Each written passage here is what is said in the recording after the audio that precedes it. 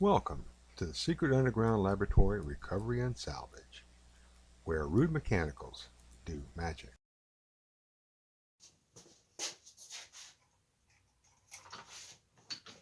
Hello, I'm Bronze Age, and today we're going to rewire this nice little Italian chandelier. Now I know this is Italian because it has all the characteristics of an Italian chandelier. It's all made of steel.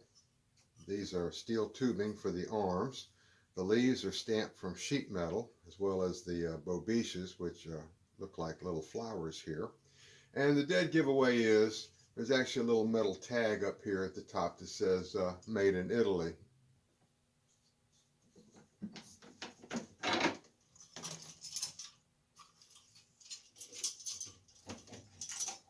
Now another thing I discovered when I was inspecting it was this little metal tag. And stamped on this little tag are the words Segillo Garanzia. And I thought that was pretty cool because maybe I'd found the name of the person who actually made this, or the shop, or the company, or something. But no, that's just Italian for sign of guarantee. Sort of like having lifetime guarantee or something like that written on something you'd buy in America. Now, after World War II, there was a housing boom in the United States, and that called for lots of lighting. And to fill that need, the manufacturers in Italy and Spain as well started producing these downscaled chandeliers. And nothing says class like an Italian chandelier in your dining room. Now the main connection here is made with these two crimped on wire nuts. And I think that puts it sometime late in the game, probably into the 70s, possibly into the 60s. Any earlier, and they would have had these nylon twist-on types, and probably in the 50s, these porcelain ones. And of course, they could have even just had it wrapped up and twisted and then wrapped up with tape, which is about as low-tech as it could possibly get.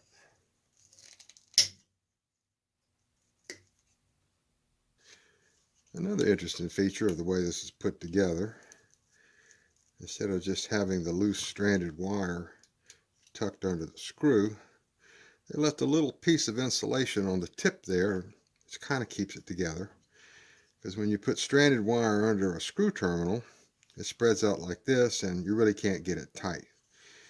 There's a technique for eliminating that problem, and I'll go over in just a little bit when I start putting this all back together. Now there's a variety of ways of running wires through chandelier arms, but since this one is such a short piece and curved, and I'm counting on the steel tubing to be smooth on the inside, just pushing it through and pulling out the other end is the way to go. Now all wire that's sold in the United States, especially this duplex type with the two pieces stuck together, is multi-stranded. And that is why it's so flexible. Will hold shape slightly, but won't kink.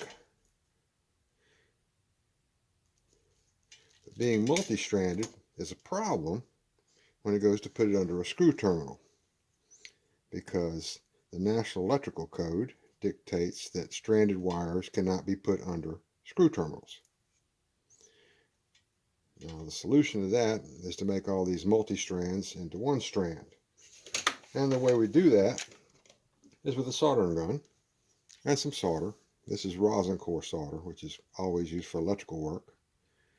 The rosin is a type of detergent that makes sure that it washes off any oxides that might be on the wires and make it difficult for the solder to stick. And I just put a little bit here on the tip, just like that. Now I keep a fairly large selection of parts on hand in the lab. It turns out I don't have a socket exactly this height. I've got one that's a little bit shorter. But that's an easy solution. Take a little short piece of pipe nipple here and a coupler and screw it together. And before I get it run down tight, I use this blue thread locker, which once it's tight, this sets up sort of like a glue. And then ordinary things you do, like changing light bulbs and stuff, won't be likely to unscrew the socket. It only takes about 10 or 15 minutes for that to set up, and it's not so strong that you can't get it loose with a pair of pliers or something if you had to work on it.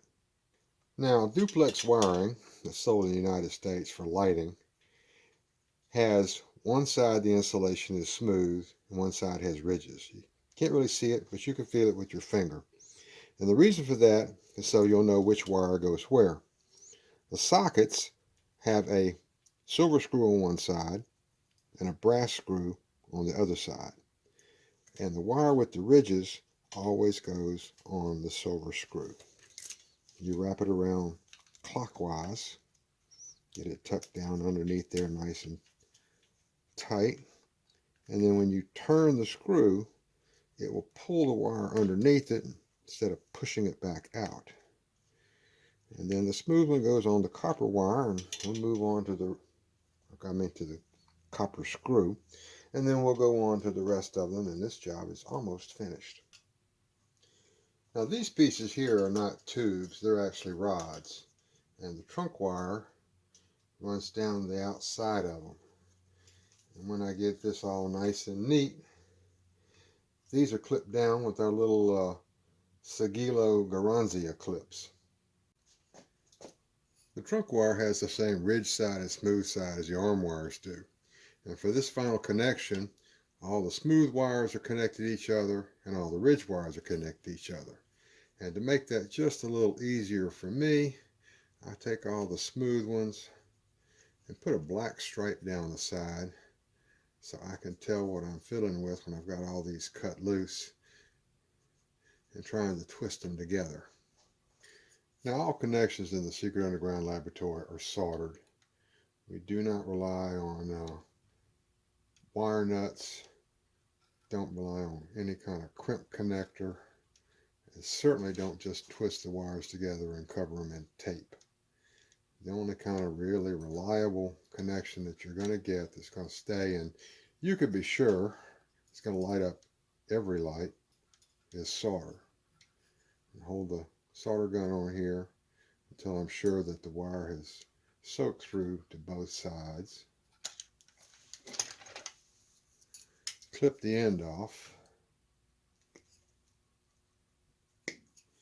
and all connections are sealed in shrink wrap. Shrink wrap is a peculiar kind of plastic which, as the name implies, it shrinks when you get it hot. So I'll slide it down over here, and I've got my little mini torch, which once I hit it like that, it shrinks down. I fold it down, put another piece over it, and that gives me a double layer over the tip there, so there's really very little chance that any sharp wires or anything might be able to poke through that insulation. All I do is put this bottom back on here and put some light bulbs in it, and we'll see how it looks.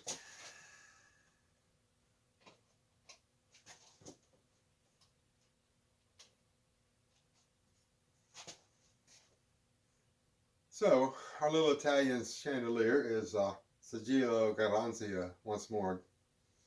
And I do thank you for watching. Would really appreciate it if you would like the video, subscribe if you haven't already, tell all your friends, tell your neighbors, tell your family, and we'll be back again next week with another video. And again, thank you for watching.